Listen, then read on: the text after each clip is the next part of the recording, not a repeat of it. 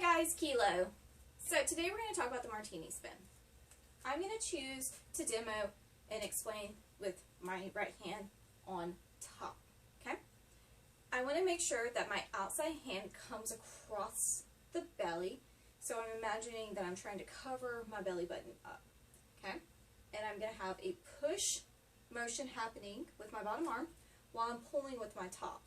The biggest thing is make sure that when you're going through the spin that you are not dangling. In other words, just letting all your weight hang off that arm. You want to be engaging your shoulder. So the recommendation I have is a slight micro bend in your elbow. So you don't want to be fully extended. Think about a small micro bend. Okay? This way it's going to help protect your shoulder. Okay? Now, to execute this on a static pole, okay, you would have to create momentum by walking into it. So I'm going to start with my inside leg, and I'm going to think about kind of like stepping on corners to create a circle. Sounds weird, but I'll explain that. I have a bad joke for that, but I'll explain that later.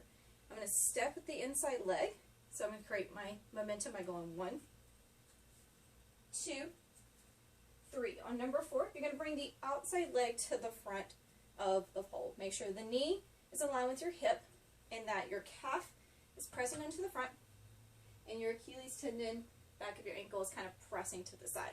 Okay? While I'm pulling and pushing, I'm going to naturally think about pushing my butt back. So I'm arching my lower back, squeezing my shoulders, okay? And all of this while breathing. Now, when I go through, my inside leg is going to lift up and it's going to extend. When I extend, I want to make sure that the side of my leg near my knee is pressing in, as if you were doing the fireman spin, where you're pressing right here on the side. Never press onto the side of your actual knee. You want to go right behind it. So I'm all about imaginary lines and shapes. So the first one I want you to imagine is this imaginary line, because there's one here and there's one there. So imagine pushing right there, okay? So it's going to extend. You're going to point your toes. So engage that point, because as your calf muscle is going to engage, your hamstring is going to engage, your quad's going to engage, everything is going to engage. Everything. Okay? So the whole motion of the spin will look like this. 1, 2, 3. Outside leg in front. Outside hand pushes. Inside leg extend. Okay? Now, I'm going to hold the pose from multiple angles so you can see what's kind of happening with the move. So I'm pulling, pushing, pretending I'm pulling, while pushing, while pushing, while pulling, and squeezing. So from this angle, okay, this angle,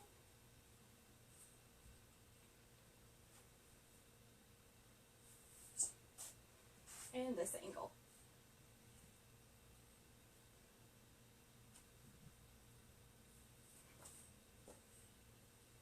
Excellent. And anytime you're on the spin pole, you just have to barely push off to create the momentum. So if I was on a spin pole, I would imagine I would be locking in, letting my chest naturally not completely fall or drop, but just kind of like, oh, what's that kind of look.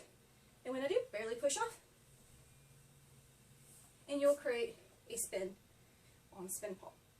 So hopefully that works for you guys.